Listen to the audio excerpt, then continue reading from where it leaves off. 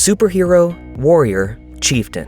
Jason Momoa has played many roles in his career so far, but few as tragic as his real-life story.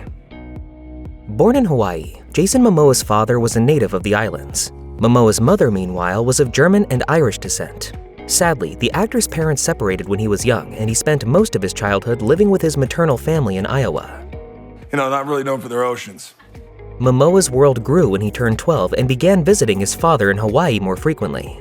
Speaking to the Honolulu Star-Advertiser, Joseph Momoa later recalled, "His mom is awesome. I'm so proud of her hanging strong and teaching him things you don't learn much about here in Hawaii. I told him you need to go and gain all this knowledge, and when you graduate, you can come back here anytime you want. Hawaii is always here." The young Momoa would later utilize his mixed upbringing when he portrayed a superhero from two different worlds. As his father says, "I think it's almost the story of Aquaman.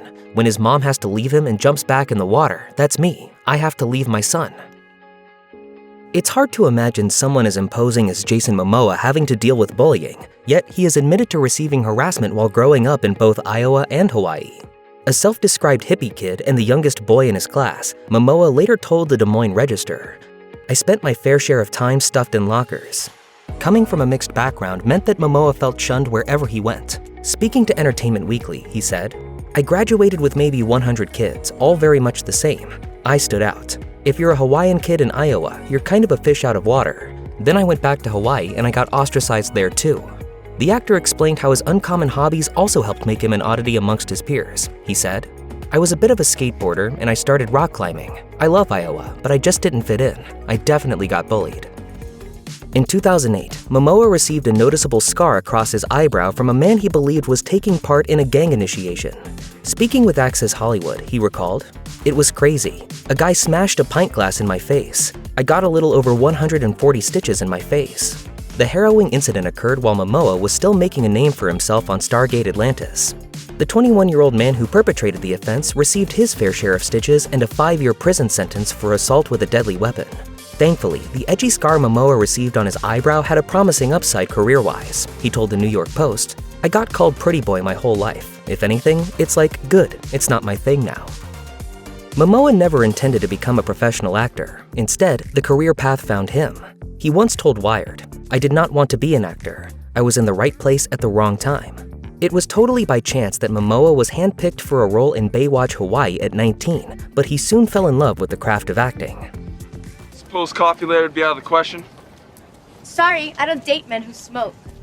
Still, despite proving himself a natural in front of the camera, Momoa's acting career has been unstable at times. Upon the cancellation of the Baywatch spin-off in 2001, the actor moved to Los Angeles in hopes of finding more work, but for a good few years, he struggled to even find an agent. His hardest challenge, though, came after he was killed off from one of television's most iconic fantasy shows. Momoa recalled, "I mean, we were starving after Game of Thrones. I couldn't get work. It's very challenging when you have babies and you're completely in debt." Momoa revealed that he had been typecast by his role in the HBO series. He said, "For a while afterward, a lot of people bagged on me. It hurt me a lot. People thought I didn't speak English." For a significant portion of his time as a celebrity, Jason Momoa was half of one of Hollywood's most beloved couples. In 2005, the actor met and began dating Lisa Bonet, an actor best known for her roles in The Cosby Show and A Different World. The pair's quick attachment likely had something to do with Momoa having a boyhood crush on the older star. Ever since I was like 8 years old and I saw her on the TV, and I was like, "Mommy, I want that one." The power couple enjoyed a fruitful relationship and married in 2017, and it was no secret that the actor was head over heels for his wife. He told Esquire in 2019, "If someone says something isn't possible, I'm like, listen here, I married Lisa Bonet. Anything is possible."